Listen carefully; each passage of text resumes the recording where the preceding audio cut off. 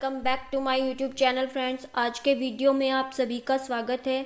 और फ्रेंड्स, आज की वीडियो में हम लोग अपने सीटेट पेपर 2 के लिए जो एनसीईआरटी की क्लास 6 की ज्योग्राफी स्टार्ट की थी उसमें अपना नेक्स्ट पार्ट डिस्कस करेंगे। इससे पहले 4 चैप्टर्स को मैंने कम्प्लीटली थ्योरी और प्रीवियस ईयर क्वेश्चंस के साथ डिस्कस कर लिया है। आप लोग प्लेलिस्ट में चेकआउट कर सकते हैं। अब हम चैप्टर नंबर 5 पृथ्वी के प्रमुख परिमंडल मेजर डोमेन्स ऑफ अर्थ ये वाला चैप्टर डिस्कस कर रहे थे, जिसमें पार्ट 1 जो है मैं ऑलरेडी अपलोड कर चुकी हूँ।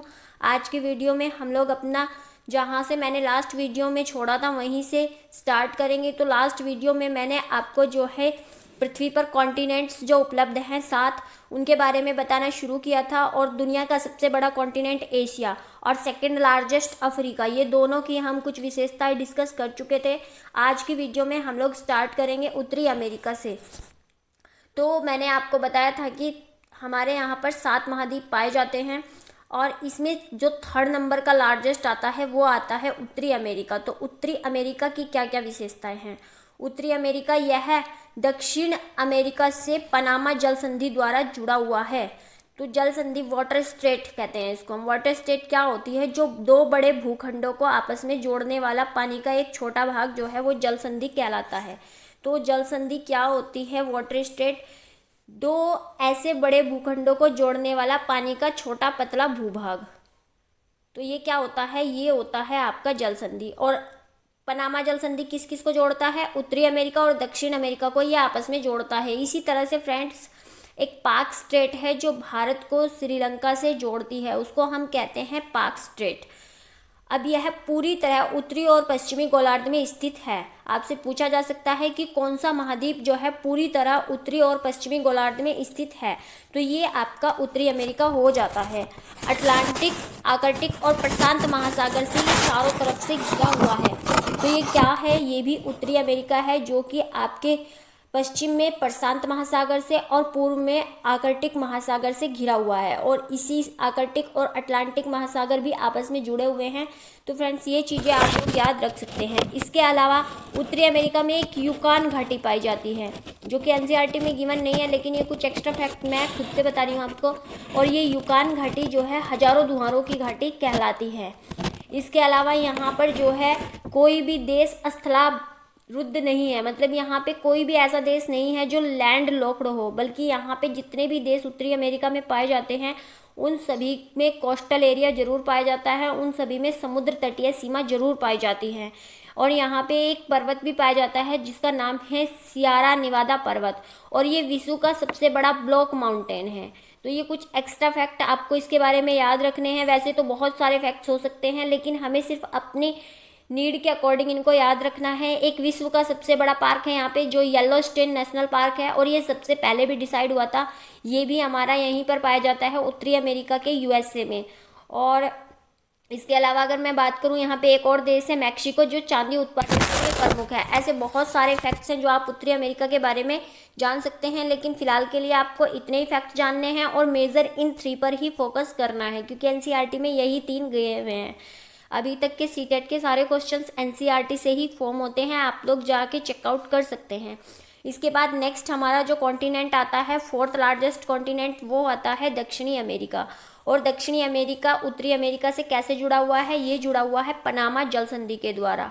और इसके पूर्व में अटलांटिक और पश्चिम में प्रशांत महासागर जैसे उत्तरी अमेरिका के में स्थित है, सेम वैसे ही स्थित है। और यहाँ पर विश्व की सबसे लंबी पर्वतमाला एंडीज पर्वतमाला इस महाद्वीप के उत्तर से दक्षिण की ओर फैली हुई है। और जो ये एंडीज पर्वतमाला है ये लगभग 10 देशों से गुजरती है। और यहाँ पर विश्व की सबसे बड़ी, मैं आपको विश्व की सबसे लंबी नदी नील नदी के बारे में बता चुकी हूँ, जो कि आपकी अफ्रीका में पाई जाती है, जो लंबाई में सबसे अधिक है। लेकिन जो आपकी विश्व की सबसे बड़ी नदी है अमेजन नदी, ये सबसे ज़्यादा पानी कंज्यूम करती है, सबसे ज़्यादा पानी को लेकर चलती है, इसीलिए इसको कहा जाता है विश्व की सबसे बड़ी नदी। ये अमेजन नदी स्थित है। और यहाँ पर अमेजन के फॉरेस्ट भी पाए जाते हैं, जिनको आप पृथ्वी के फेफड़े कहते हैं। इसके अलावा यहाँ पर 2 आपको लैंड लॉक्ड कंट्री देखने को मिलेंगे, जबकि आपको उत्तरी अमेरिका में एक भी लैंड लॉक्ड कंट्री देखने को नहीं मिलता है। वो 2 लैंड लॉक्ड कंट्री कौन से हैं? पराग्वे और बोलिविया। देखिए फ्रेंड्स, मैप बिना आप मैप के नहीं समझ सकते, लेकिन कुछ ये फैक्ट दिए हुए हैं एनसीईआरटी में जिनको आप एज इट इज़ भी याद रख सकते हैं। और यहाँ पर अमेज़न के जंगल भी पाए जाते हैं जिनको हम पृथ्वी का फेफड़ा कहते हैं। और यहाँ पर जो ये एंडीज पर्वतमाला है, इसकी सबसे ऊंची चोटी का नाम आप एक्स्ट्रा फैक्ट के रूप में याद रख सकते हैं, माउंट एकांकागुआ। तो फ्रेंड्स ये कुछ इससे रिलेटेड फैक्ट थे। अब हम विश्व के 5वें बड़े महाद्वीप, देखिए फ्रेंड्स ये विश्व का जो 5वां बड़ा महाद्वीप है, यहाँ पर कोई भी लोग नहीं रहते हैं क्योंकि ये वर्ष भर बर्फ से ढका रहता है और ये पूरी तरह से दक्षिणी गोलार्ध में स्थित है, दक्षिणी ध्रुव पर स्थित है, इसी के मध्य दक्षिणी ध्रुव स्थित है और ये पूरी तरह से निर्जन स्थान है और ये विश्व का सबसे बड़ा ठंडा रेगिस्तान।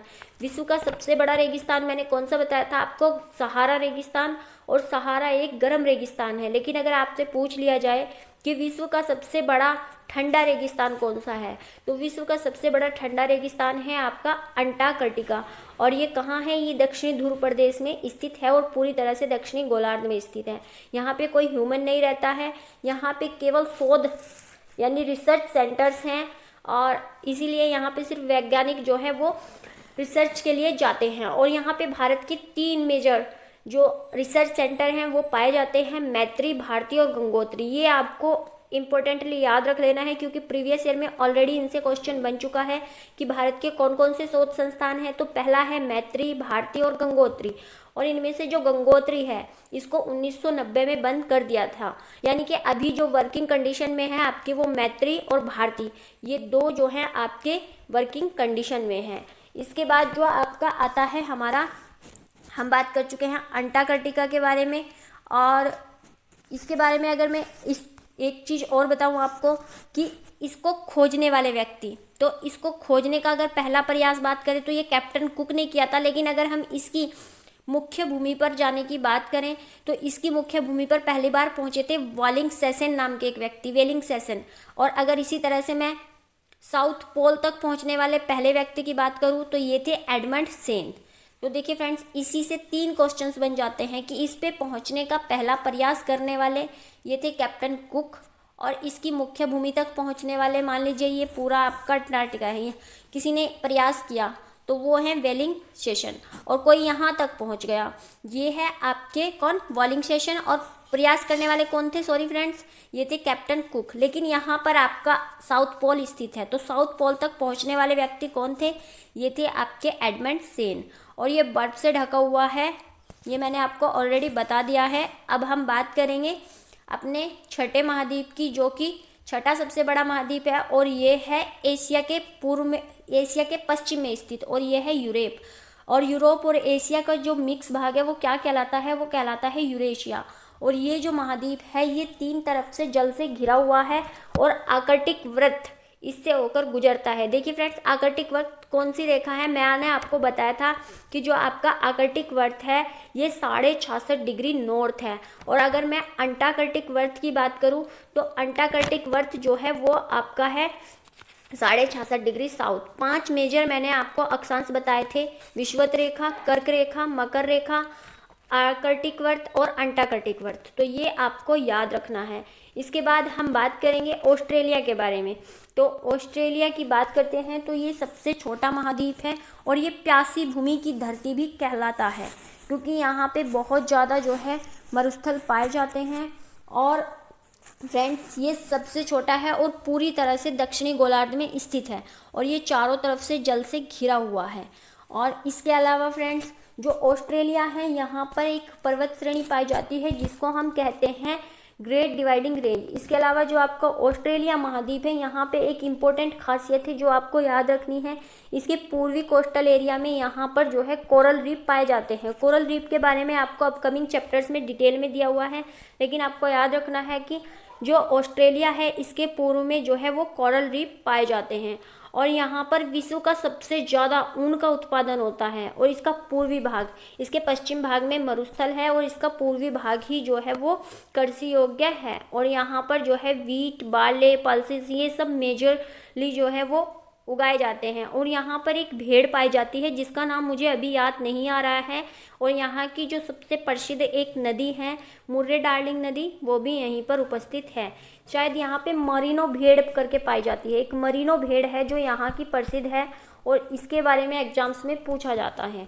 तो नेक्स्ट अब हम देख लेते हैं, इसमें यहाँ पे एक नोट दिया हुआ है इम्पोर्टेंट फैक्ट कि उत्तरी गोलार्ध को स्थलीय गोलार्ध भी कहा जाता है। तो आपसे पूछा जा सकता है कि किस गोलार्ध को स्थलीय गोलार्ध कहा जाता है, ये है उत्तरी गोलार्ध। इसके बाद इसी चैप्टर में कुछ ग्रीक वर्ड्स दिए हुए हैं और उनके अर्थ दिए हुए हैं, जैसे लिथोस। लिथोस का अर्थ होता है पत्थर, मैंने आपको बताया था लिथोस्फीयर से ये। एटमॉस, एटमॉस का जो अर्थ होता है वो होता है वाष्प। ह्यूडर, ह्यूडर का अर्थ होता है जल। और बायोस का अर्थ होता है जीवन, बायोस्फीयर के बारे में मैंने आपको बताया था। इसके बाद यहीं पर दिया हुआ है कि माउंट एवरेस्ट पर पहली बार चढ़ने वाले व्यक्ति कौन थे। तो ये चढ़े थे 29 मई 1953 को एडमंड हिलेरी, जो कि न्यूजीलैंड के थे, और तेंजिंग नार्गे शेरपा, और ये भारतीय थे। तो आपको याद रखना है कि माउंट एवरेस्ट पर चढ़ने वाले पहले व्यक्ति जो एडमंड हिलेरी है न्यूजीलैंड के, और भारत के तेंजिंग नार्गे शेरपा।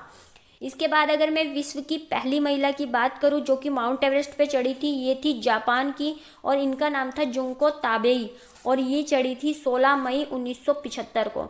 अगर मैं किसी भारतीय महिला की बात करूं तो सभी को पता होगा बछेंद्री पाल थी ये, और ये 23 मई 1984 को चढ़ी थी। और ये क्वेश्चन जो है 2021 के सीटेट में दिया गया था, क्योंकि मैंने 2021 का सीटेट 110 प्लस मार्क्स के साथ खुद से क्लियर किया हुआ है इन्हीं नोट्स को पढ़कर। तो आप लोग मेरे ऊपर जो है भरोसा कर सकते हैं। अब यहाँ पे स्थल संधि और जल संधि, वाटर स्टेट और जो है आपका लैंड स्टेट, इन दोनों के बारे में दिया हुआ है। तो स्थल संधि क्या होती है? स्थल का वह छोटा भाग जो दो बड़े स्थल खंडों को आपस में जोड़ता है, और ये जैसे कि पनामा स्थल संधि। देखिए फ्रेंड्स, पनामा जो है वो एक स्थल संधि है। इसके बाद जल संधि, जल संधि पानी का वह संकरा भाग जो दो बड़ी जल राशियों को जोड़ता है, जल संधि कहलाता है। तो ये कहलाता है पाक जल संधि। ये चीज़ आपको अच्छे से क्लियर कर लेनी है। शायद मैंने पीछे थोड़ा सा रॉन्ग बता दिया है, तो आप लोग उसको करेक्ट कर लेंगे कि स्थल का छोटा भाग जो दो बड़े स्थल खंडों को जोड़ता है, ये कहलाता है स्थल संधि। और अगर मैं जल संधि की बात करूँ तो जल संधि जो है जो पानी के दो बड़े भागों को जोड़ने वाली छोटी पानी की जो है जल राशि, ये कहलाता है आपका जल संधि। तो ये याद रखना है। इनके एग्जाम्पल्स भी दोनों के एक एक दे दिए हैं। अब हम बात करेंगे जलमंडल की। तो यहाँ पर जलमंडल के बारे में भी दिया हुआ है कि पृथ्वी के 71% भाग पर जल पाया जाता है और 29% भाग पर स्थल पाया जाता है। और ज़्यादा जल पाए जाने के कारण इसको नीला ग्रह कहा जाता है। इसमें महासागर, नदियाँ, झीलें, हिम नदियाँ, भूमिगत जल और वायुमंडल की जलवाष्प। तो आपको पूछा जा सकता है कि वायुमंडल की जलवाष्प जलमंडल में शामिल है या नहीं। तो ये बिल्कुल शामिल है, ये याद रखना है, क्योंकि आप इसको वायुमंडल में शामिल कर देंगे तो ये गलत हो जाएगा, क्योंकि ये जो है आपको एनसीईआरटी में गिवन है, इसलिए आपको इस फैक्ट को याद रखना है। अब पृथ्वी के कुल जल का 97% भाग जो है महासागरों में पाया जाता है, जो कि प्रयोग योग्य नहीं है, और 2.5% जल ही जो है वो अलवणीय है, और उसमें से भी लगभग 1% ही है जो आप यूज़ कर सकते हैं। अब चूंकि हमने जलमंडल के बारे में स्टार्ट कर लिया है, तो यहाँ पे 5 महासागरों के बारे में बताया गया है जिनके बारे में आपको याद रखना है, और इनसे बहुत सारे क्वेश्चंस आपके फॉर्म हुए हैं। तो महासागर जो है, पहले इनकी विशेषताएं देख लेते हैं। ये आपस में एक दूसरे से जुड़े हुए हैं और इनका जल हमेशा गतिशील रहता है। महासागरों का जल कभी भी एक जगह रुकता नहीं है, और इसका कारण भी पृथ्वी का रोटेशन रिवॉल्यूशन है।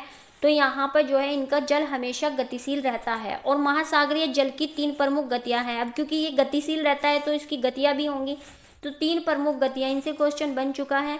पहली है तरंग, दूसरी है ज्वार भाटा और तीसरी है महासागरीय धाराएं।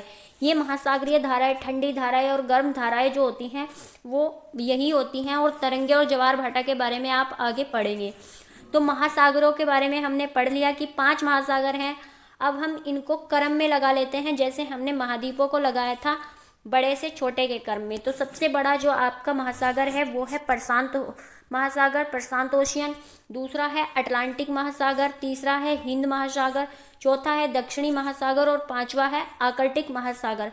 पहले 4 को ही मान्यता प्राप्त थी। जो दक्षिणी महासागर है इसको कुछ समय पहले ही मान्यता प्राप्त हुई है और इसी के साथ यहाँ पर 5 महासागर बन गए हैं। आपसे पूछा जा सकता है सबसे बड़ा और सबसे छोटा, तो सबसे बड़ा आपका प्रशांत ओशियन और सबसे छोटा आर्कटिक महासागर। तो सबसे बड़ा जो महासागर है प्रशांत महासागर, इसकी विशेषताएं देख लेते हैं। तो ये सबसे बड़ा महासागर है और ये पृथ्वी के कुल 1/3 भाग पर, जैसे कि एशिया जो है वो भी 1/3 भाग रखता है, उसी तरह प्रशांत महासागर भी रखता है। और ये विश्व का सबसे बड़ा महासागर है और इसी में जो है विश्व की सबसे गहरी गर्त या सबसे गहरी खाई, मैरियाना ट्रेंच जिसको हम बोलते हैं, ये पाई जाती है। और इसकी मैंने गहराई भी आपको शायद बताई थी, 11,022 कुछ इस तरह से, इतनी जो है इसकी गहराई मैंने आपको मीटर्स में बताई थी। अब इसका आकार कैसा है, इनसे क्वेश्चन ज़्यादा पूछे जाते हैं आकार से। तो इसका आकार है वृत्ताकार। और एशिया, ऑस्ट्रेलिया, उत्तरी और दक्षिणी अमेरिका, ये 4 महाद्वीप जो हैं इसके चारों ओर स्थित हैं। कौन कौन से? एशिया, ऑस्ट्रेलिया, उत्तरी और दक्षिणी अमेरिका। देखिए फ्रेंड्स, इन वीडियोस को आपको 1 से 2 बार देखना पड़ेगा, तभी ये आपको समझ आएंगी। अदरवाइज जब इनसे क्वेश्चन बनते हैं तो हमें ऐसा लगता है कि ये सब हमने पढ़ा ही नहीं, पता नहीं कहाँ से क्वेश्चंस आ गए हैं। इसके बाद आता है आपका सेकंड, अटलांटिक महासागर। तो अटलांटिक महासागर जो है ये दूसरा सबसे बड़ा ओशियन है और इसका आकार आपको अच्छे से याद रख लेना है। अटलांटिक का इसका आकार है एस के आकार का। और इसके पश्चिमी किनारे पर इधर की साइड जो है उत्तरी अमेरिका और यहाँ पर दक्षिणी अमेरिका। तभी तो देखिए फ्रेंड्स, इसके पश्चिमी किनारे पर महासागर के, लेकिन अगर मैं उत्तरी और दक्षिणी अमेरिका की बात करूं तो इनकी पूर्वी किनारे पर ये स्थित हैं, जबकि इसके पश्चिमी किनारे पर ये दोनों कॉन्टिनेंट्स स्थित हैं। और इसके पूर्वी किनारे की बात करूं अगर मैं इधर, तो यहाँ पर जो है आपके यूरोप और अफ्रीका स्थित है। तो आपसे पूछा जा सकता है कि जो आपका अटलांटिक है इसके पूर्वी किनारे पर कौन से कॉन्टिनेंट है और पश्चिमी किनारे पर कॉन्टिनेंट कौन से हैं। और ये स्टेटमेंट, इससे तो इतने क्वेश्चन बने हैं बहुत ज़्यादा। इसकी तटरेखा दंतुरित है और इसी कारण यहाँ पर जो है प्राकृतिक बंदरगाह पाए जाते हैं, क्योंकि ऐसे ऐसे इसकी रेखाएं जो है इसके किनारे कटे फटे हैं, जिसके कारण पानी अंदर तक जाता है और जहाज़ों को आसानी से अंदर तक जाने के लिए रास्ता मिल जाता है। और व्यापार की दृष्टि से सबसे अधिक व्यस्ततम बंदरगाह है, यानी विश्व का सबसे ज़्यादा जो व्यापार है वो इसी महासागर से होके गुजरता है और इसी के किनारे पर बने महासागरों तक पहुंचता है। अब हमारा आ जाता है तीसरा बड़ा महासागर, जिसका नाम जो है भारत देश के नाम पर रखा गया है। और ये एकमात्र विश्व का ऐसा ओशियन है जिसका नाम जो है किसी देश के नाम पर रखा गया है।